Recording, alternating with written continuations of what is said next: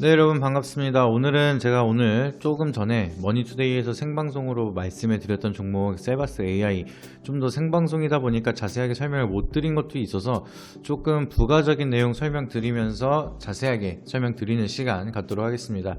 셀바스 AI는 우리가 잘 알고 있는 대표적인 인공지능 관련 기업이라고 보시면 되겠고요.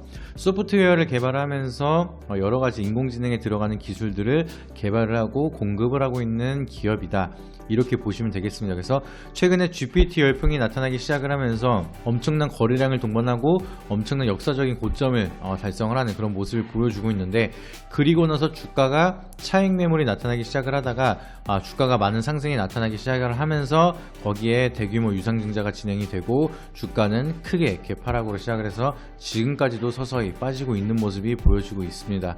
그래서 지금 머니투데이에서도 제가 셀바스 AI 기업에 대해서 분석을 좀 해달라고 요청이 와서 나가서 이제 설명을 드리고 왔는데, AI 종목 중에서는 좋은 종목도 굉장히 많고 로봇 관련된 기업 중에서도 좋은 기업이 많은데, 최근에 좀 이렇게 이슈가 있기 때문에 셀바스 AI에 대한 향후 전망을 조금 좀 말씀을 달라, 이렇게 섭외 요청이 와서 말씀을 드렸습니다. 그래서 셀바스 AI가 뭐 제가 좋아하는 그런 종목이라서 방송에서 말씀드린 건 아니고요.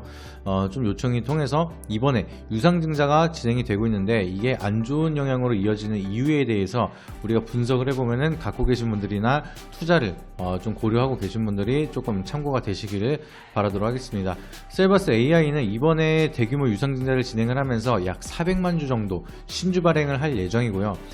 약 800억 조금 안 되는 금액으로 대규모 유상증자를 진행을 하는 그런 흐름입니다. 근데 이렇게 대규모 유상증자를 봤을 때는 보통 3자 배정이 아니거나 아니면 주주 배정, 이게 둘 중에 하나로 움직여지는데 이번에는 주주 배정으로 움직이게 됐어요. 근데 이 주주 배정인데 이렇게 대규모로 간다라고 하면 보통 최대 주주 지분이 굉장히 많아서 최대 주주도 지분을 더 많이 확보를 하기 위해서, 아니면 내가 갖고 있는 돈을 더 집어넣기 위해서 하는 경우도 있는데, 혹시나 그런 흐름으로 나타나면 긍정적으로 볼 수가 있으니까 한번 봤고요. 그리고 나서 지분을 보게 되면은 대표이사랑 대표이사 관계자 지분을 봤을 때 한 13.6% 돼요. 100% 지분 중에 13.6%, 14% 안 되는 지분을 가지고 있는 거죠. 그래서 굉장히 지분력이 큰 건 아니다, 적은 편이다, 이렇게 보실 수가 있겠고, 만약에 그래서 두 가지 방법이 있다 그랬죠. 3자 배정이랑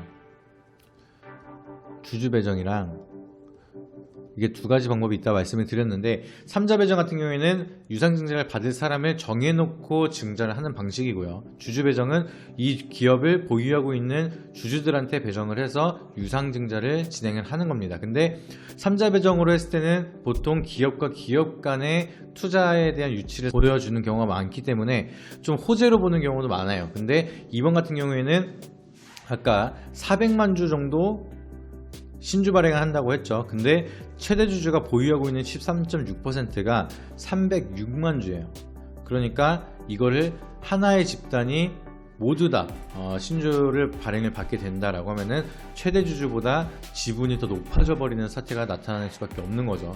그러다 보니까 이번에는 주주 배정으로 진행이 되는 거다, 이렇게 보시면 되겠고, 주주 배정이다 보니까 최대 주주도 어느 정도 유상증자에 참여를 하면서 지분을 더 늘릴 수가 있기 때문에 지배구조 관련돼서는 좀 우려감은 없는 상황이다, 이렇게 보실 수가 있겠고요. 그리고 3자 배정은 보통 호재로 보지만 이렇게 400만 주 이상 최대 주주 지분보다 더 많은 신주 발행이 진행이 된다라고 하면은 지배구조에 대한 영향이 나타날 수도 있을까봐 악재로 변환이 되는 경우도 많습니다. 근데 이번에는 거기에 대한 지배구조 우려감은 없어도 되는 상황이다라고 해석을 하시면 되겠고요.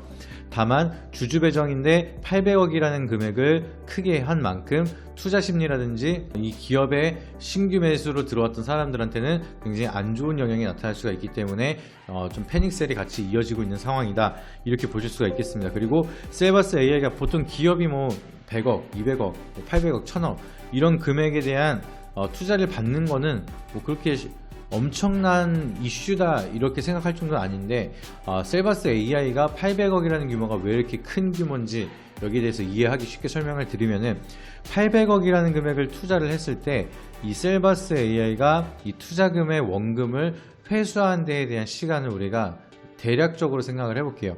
단기순이익이 봤을 때 평균적으로 한 50억에서 많이 나오면 한 70억 정도 나오는 기업입니다. 단기 순이익으로. 매출액 말고, 매출액은 그래도 500억 이상 나오긴 하는데 이 기업이 투자 받은 거를 순이익으로 돌려서 다시 그만큼 회복을 할 수 있을 거라고 생각을 한다라고 하면은 50억에서 70억, 한 중간 지점인 60억 정도를 꾸준하게 매출이 난다라고 했을 때 이게 연간 매출 뺄 거 다 빼고에 대한 순이익이다 보니까 그러면은 10년을 이렇게 번다라고 하더라도 600억이라는 거죠. 그러면은 800억을 다시 회수하는데 생각보다 우리가 어느 정도 시간을 두고 기다려야 되는 상황이 될 수도 있겠다라고 생각을 하시는 게 맞겠습니다.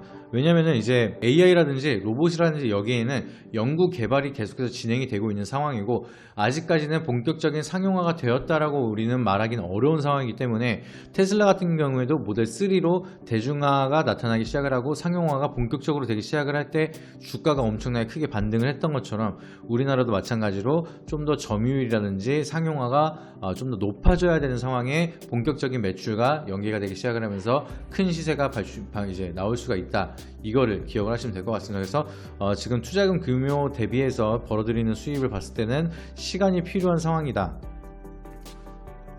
이렇게 해석이 될 수가 있겠죠. 그렇기 때문에 이 주주들이 투자 심리가 더 약해지기 시작을 하는 거고 길게 보유하기보다는 부담스러우니까 매도를 하자라고 생각을 하면서 패닉셀이 나타나는 상황이다. 이렇게 해석을 하시면 되겠습니다. 근데 그나마 긍정적으로 볼 수 있는 거는 셀바스 AI는 성장주 대비해서 부채 비율이 굉장히 적은 편이에요. 48.99% 정도 이제 부채 비율을 가지고 있는데 보통 200%가 넘어간다라고 하면은 부채 비율이 좀 과하다. 좀 상환 능력 대비해서 그 이상으로 과다 부채를 보유하고 있다라고 판단이 되면서 좀 조심하자라는 얘기가 많이 나오기 시작을 하는데 100%도 아니고 50%도 안 되는 부채 비율을 가지고 있기 때문에 성장주 치고는 굉장히 안정적인 재무제표를 가지고 있다라는 것은 우리가 좀 긍정적인 포인트로 바라볼 수도 있겠습니다. 그래서 이 주가에 대해서 어떻게 대응을 하느냐, 일단은 이 신규 상장을 되는 신주 발행가액이 보시게 되면은 19,710원이에요. 19,710원에 신주 발행이 되니까 지금 주가에서 아직까지는 어느 정도 괴리율이 남아있죠. 그래서 조금 더 빠질 가능성은 있는데 좀 더 빠지게 되면은 그래도 이 정도 구간에서는 지지 구간이 형성이 될 수도 있다. 이렇게 보고 있습니다. 이 기업이 뭐 적자를 꾸준하게 보면서 돈이 없어서 부채를 상환하기 위해 유상증자를 한다 라고 하면은 정말 만원까지도 내려갈 수 있는데 지금은 좀 뭐 AI라든지 메타버스라든지 여기에 대한 사업을 확대하기 위한 투자 명분으로 유상증자를 했기 때문에 그나마 좀 안심이 될 수 있는 유상증자다라고 보실 수가 있겠습니다. 그래서 이 구간에 버텨주고 그리고 나서 유상증자에 대한 리스크가 어느 정도 소화가 된다라고 하면은 다시 한번 반등이 나올 수가 있는 충분한 그런 종목이 있다 보니까 여기 구간에서 버티는 걸 확인하고 대응을 하신다라고 생각을 하시면 될 것 같습니다. 근데 만에 하나 단기 매물이 다시 한번 너무 쏠리면서 여기서 다시 한번 2차 패닉셀이 나온다 라고 하면은 충분히 15,000원까지도 떨어진다는 거는 감안을 하셔야 될 것 같아요. 그래서 여기서 얼만큼 확실하게 버티는 구간을 보여줄 것이냐 아니면은 여기 15,000원까지 빼고 나서 상승에 대한 여력을 준비할 것이냐를 한 번 더 확인하시고 나서 대응을 하는 게 중요하니까 우선은 보수적인 관점으로 시장을 바라보시면서 이 종목을 좀 관심 종목으로 추려놓고요.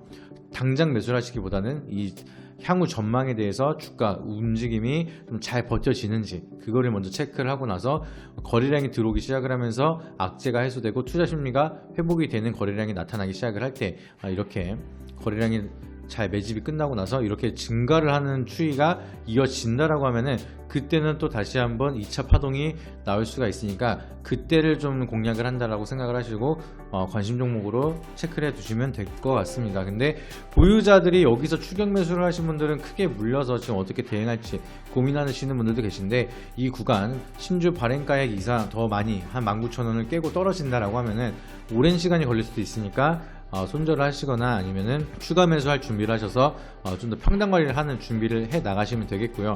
일단은 이렇게 거래량이 점진적으로 꺾이지 않고 늘어나는 추이가 나타나야지만 정고점을 돌파할 수 있는 기대감이 형성이 될 수가 있다.